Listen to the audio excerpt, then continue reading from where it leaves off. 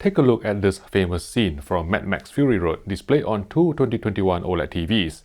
Can you guess if OLED A or OLED B is the Sony A90J Master Series OLED? Find out the answer at some point in this review.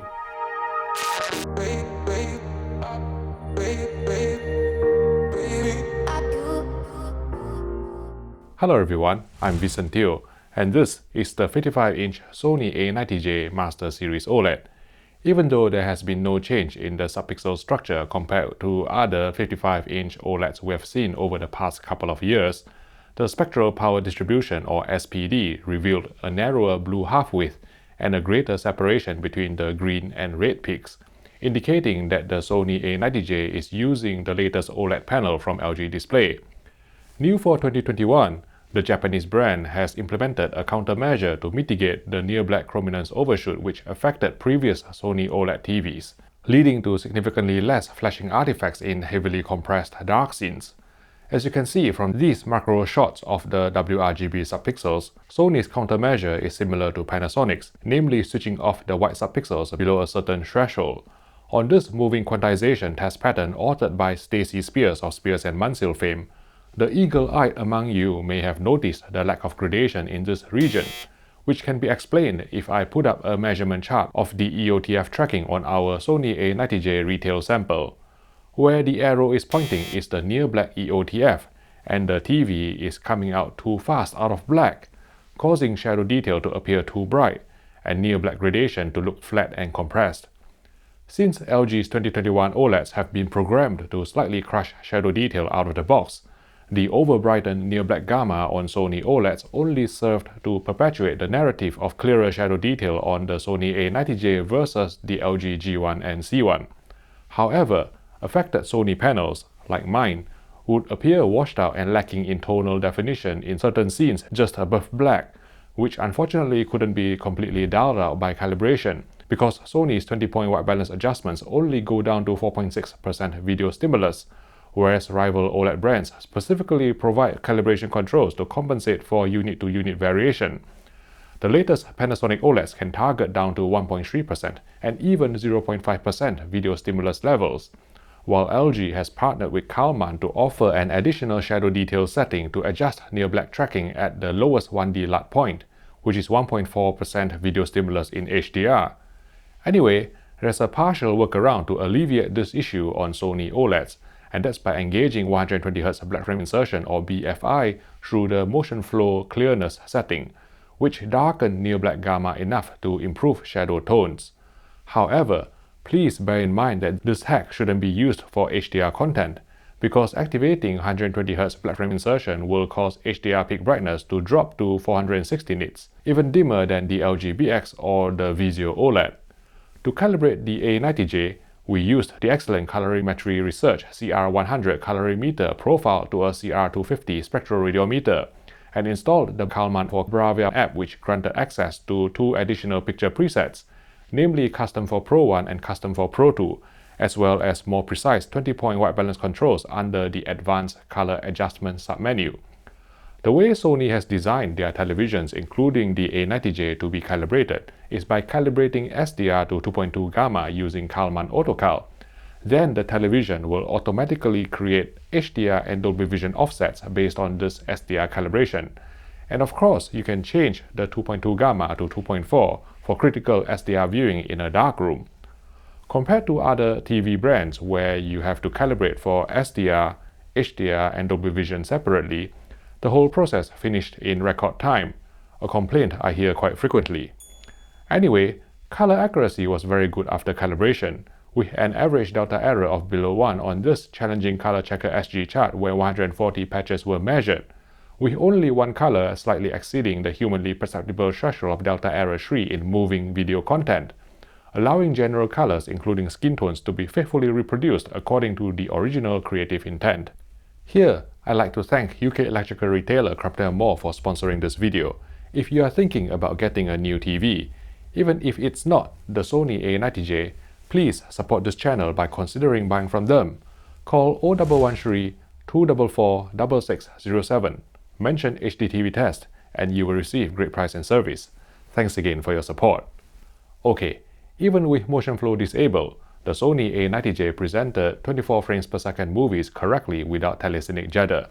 If you are sensitive to the inherent 24p stutter that's more obvious on OLEDs due to their near instantaneous pixel response time, you can bump smoothness up to 1, which will use motion compensated frame interpolation or MCFI to smooth out the stutter, but doesn't introduce as much soap opera effect and interpolation artifacts as rival MCFI implementations from other TV manufacturers.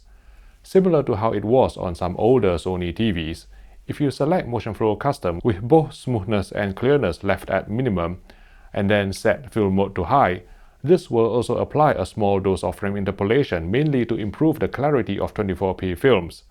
Furthermore, because the internal TV apps operate at 60Hz natively, it is imperative to set Film Mode to high to extract 24p frames and eradicate telecinic jitter, for example in this slow panning shot from The Queen's Gambit on Netflix. With motion flow disabled on this 60 fps test pattern, motion resolution came in at the sample and hold baseline of 300 lines. Engaging motion flow could increase motion resolution to 650 lines, which could be improved even further to 1080 lines or even higher by activating Clearness Variable Intensity Black Frame Insertion or BFI under the Motion Flow Custom submenu. Interestingly, while scrutinizing this horizontally scrolling test pattern, we spotted some scrambled artifacts at the 170 level, even with motion flow off, which went away once we engaged game or graphics mode, suggesting always-on motion interpolation under the hood. Fortunately, we saw no ill effects in real-world content, probably because Sony's motion processing algorithm is less glitchy than other brands' implementations. We have always held Sony's upscaling in high regard, but the BRAVIA XR processor on the A90J was undoubtedly the most advanced we've ever witnessed on a consumer television. It seemed to be able to pick out key objects on screen and use some micro-contrast enhancement and possibly a small element of localized gamma manipulation to make things pop with a level of depth and detail we have not encountered on a TV without the help of an external processor. Even grubby standard definition broadcast was improved to a certain degree, but realistically, higher resolution content will always look better. For video-based interlaced material, jaggy suppression was good but not best in class, with some jagged edges visible on the third bouncing bar in this test pattern from the HQV benchmark disc. Engaging film mode at the low setting was sufficient to let the Sony A90J detect and process 3.2 and 2.2 cadences not only at standard definition resolution, but also in 1080i film-based material according to these test patterns. The reason why we specifically highlighted the film mode low setting is because on Sony's previous X1 Ultimate TVs, there was only an on-off toggle for film mode, which was prone to causing intermittent stutter in broadcast programs with mixed edits.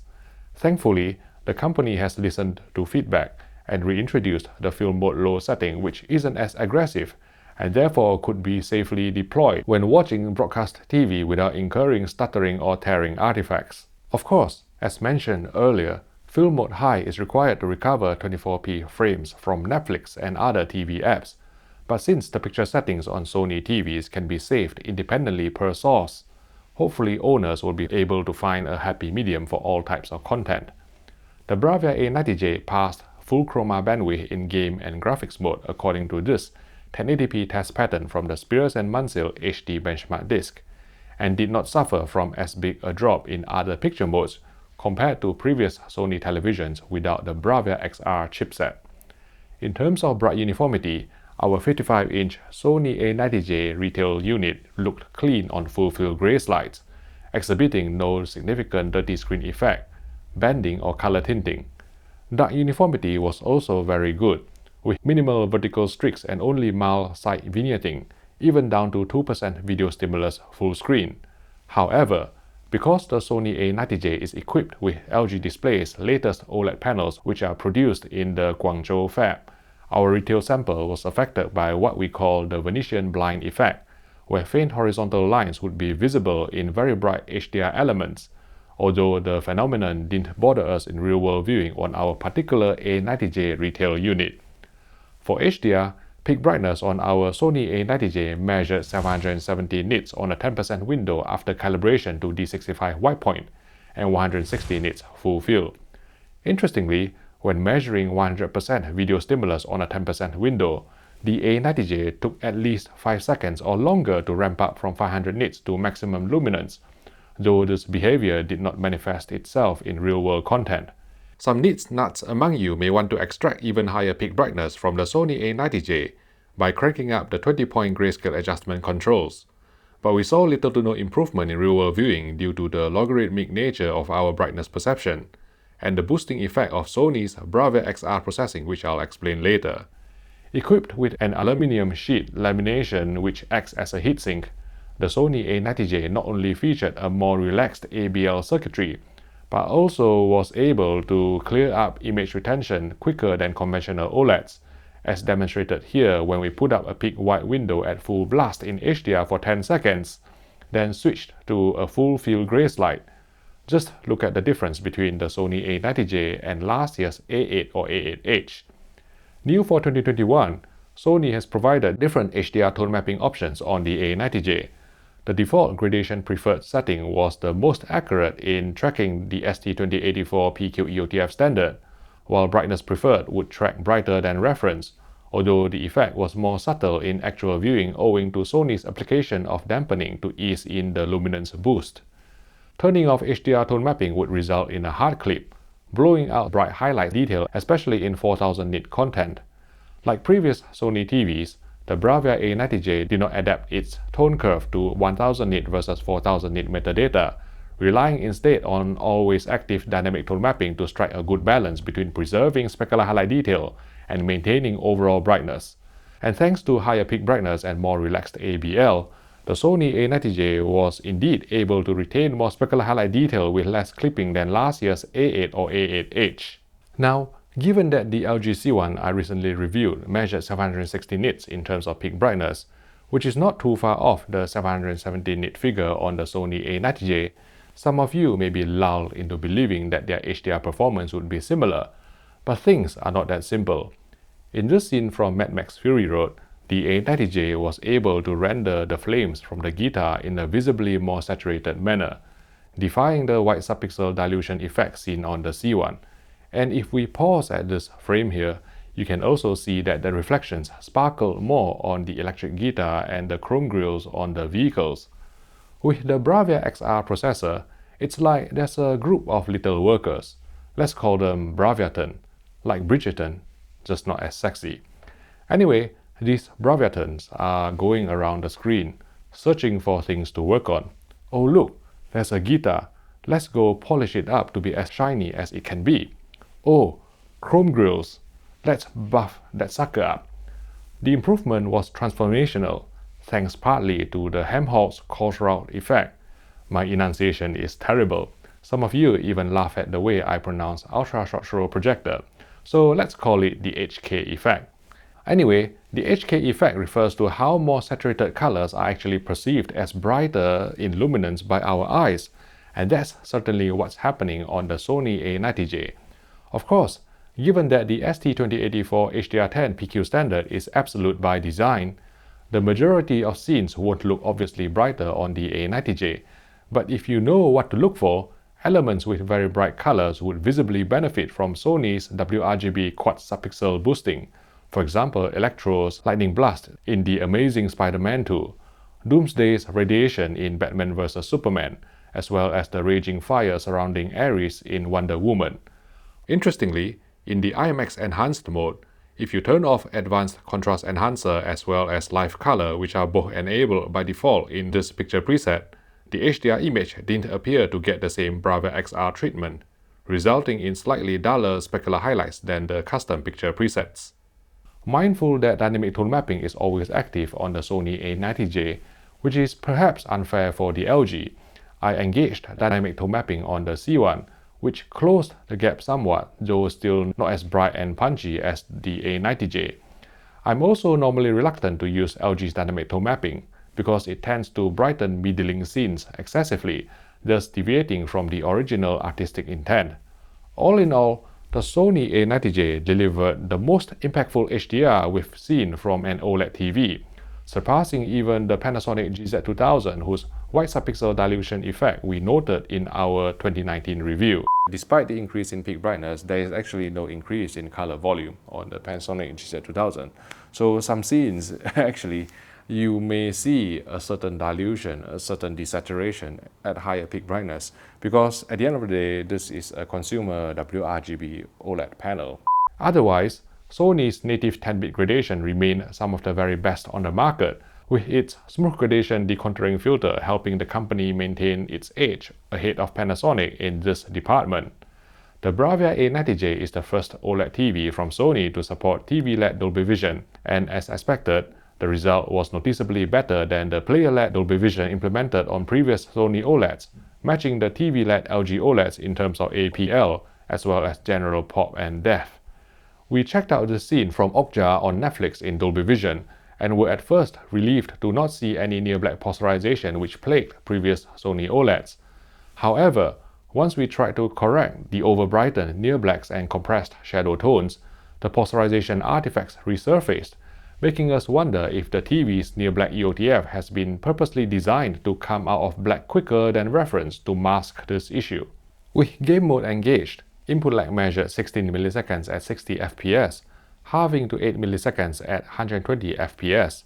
To achieve such low input lag in game mode, some video processing had to be cut down, which is why specular highlights wouldn't pop as much as they did in other non-game picture presets. Keenly aware of the 4K 120p blurriness which affected last year's Sony XH90 or X900H with the same MediaTek MT5895 SoC, we switched to UHD 120p resolution on our NVIDIA RTX 3090 graphics card and put up this mixed resolution test pattern from Ryan Masiola. Initially, we were delighted to see the Sony A90J resolve single-pixel horizontal lines in SDR, which last year's XH90 wasn't able to do. Our joy was short-lived though, because once we switched to HDR, we started seeing random interference, indicating insufficient bandwidth in spite of Sony's additional companion chip, which constitutes BRAVIA XR together with the MediaTek MT5895 SoC. Our suspicion was further supported by this quantization test pattern from the Display HDR app, revealing obvious polarization at 4K 120p even at the 10-bit level, which went away once we dropped the resolution back down to 4K 60p. Outside of test patterns, the polarization at 4K 120p in HDR could also be seen on the Windows wallpaper, not to mention on the skies in Dirt 5 with resolution set to high frame rate mode. Setting smooth gradation all the way up to high could eliminate the polarization, but would also erase some fine detail and lead to a filtered appearance. Deploying smooth gradation to cover up nasty polarization is never going to be as good as having clean, native 10-bit gradation in the first place. At the time we filmed this video in April 2021, the Sony A90J doesn't support ALLM and VRR, with the company promising to enable these HDMI 2.1 gaming features via a firmware update later in the year. But given that even last year's XH90 or X900H still hasn't received these features, our advice for potential buyers is to always make your purchase decision based on features that are already available, not those that are promised in the future. With that out of the way, at least Sony has made sure that the A90J would automatically switch into game mode when playing games on PlayStation consoles, including the PS5, as long as you enable Auto Picture mode, thus eliminating the need for ALLM if you are a PlayStation and not an Xbox player. The Sony A90J doesn't support HGiG, but because turning off HDR tone mapping results in a hard clip, certain quarters have suggested that it can be used like HGiG. Well, not quite, because setting HDR tone mapping to off would also cause the EOTF to undertrack the ST2084 HDR10 standard, leading to a dimmer HDR presentation than reference. That said, if you don't turn off HDR tone mapping and try to calibrate HGiG on the PS5 or the Xbox Series X, the always-on dynamic tone mapping on the Sony A90J will push you towards an unrealistically high value.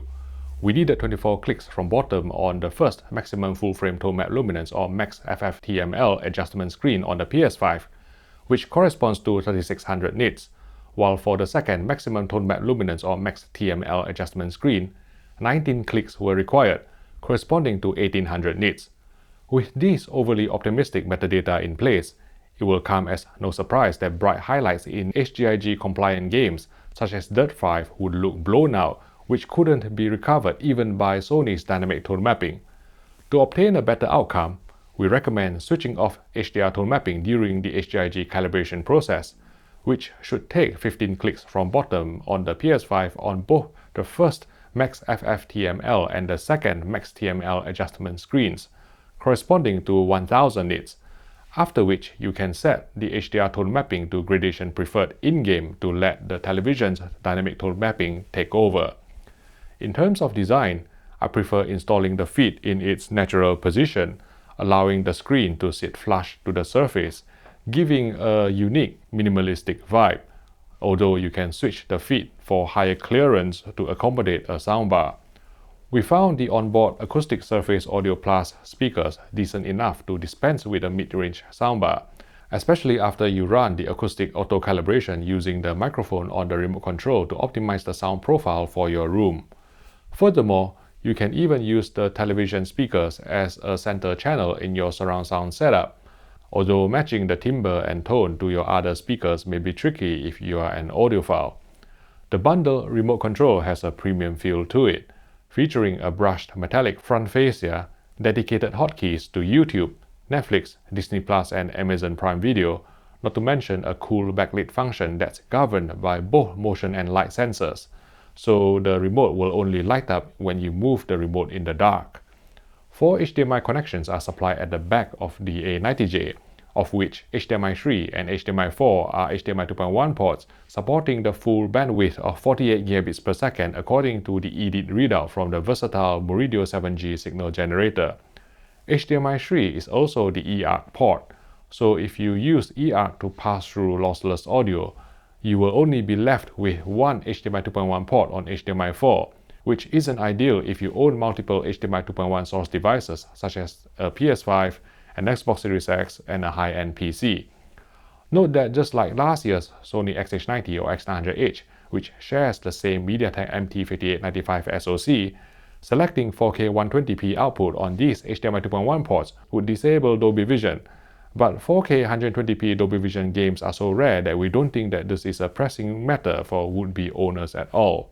The Sony A90J comes pre-installed with Google TV, which is slick and responsive, offering access to all the major streaming apps such as Netflix, Amazon Prime Video, YouTube, Apple TV, Disney Plus, and of course Sony's own BRAVIA Core service. I will do a separate review of BRAVIA Core once I get a 1GB business broadband line installed in my property at an eye-watering price of £500 per month. This is the longest review I've done in a while, so let's wrap up. The BRAVIA A90J is easily Sony's best OLED TV yet in terms of picture quality, representing a significant upgrade to the A8H and A9G thanks to improved suppression of near black chrominance overshoot, higher peak brightness with better retention of specular highlight detail, TV-led rather than player-led Dolby Vision, even better upscaling, more granular film mode or cinemotion control for film mode deinterlacing, and of course HDMI 2.1 support. Even by my standards of having reviewed most of the flagship TVs from various manufacturers over the past 14 years, the BRAVIA XR processor on the Sony A90J is a bit special, delivering the most advanced upscaling and the most impactful HDR I've seen from a consumer OLED TV so far. I hope some of this goodness will trickle down to the less expensive Sony A80J without aluminium heatsink, which is of course available in 77-inch screen size. With multiple upgrades in place, there are not many chinks in the A90J's armor, but two that pop to mind are 1. Insufficient near black calibration control to compensate for unit-to-unit variation, and 2. Uncertain 4K 120Hz VRR HDR capabilities. I have confidence in Sony, but I have no confidence in the MediaTek MT5895 chipset implemented on the A90J and in fact all other BRAVIA XR TVs, so much so that I would advise you to look elsewhere if 4K 120 gaming with HDR and VRR is important to you, at least until I get to test these features once they are enabled via a firmware update. At the back of my mind, I'm also curious if Sony's under-the-hood processing does introduce any deviation from the creative intent, however slightly. This is something I intend to examine in more detail when I hopefully can get my hands on a Sony BVM-HX310 mastering monitor for reference during my Sony A90J versus LG G1 comparison. All things considered, given its class-leading upscaling, motion, gradation, and most of all OLED HDR impact, the Sony A90J receives our highly recommended Best in Class award. If you would like to watch more videos comparing the A90J against other televisions, please click here for our playlist, and I will see you in the next video.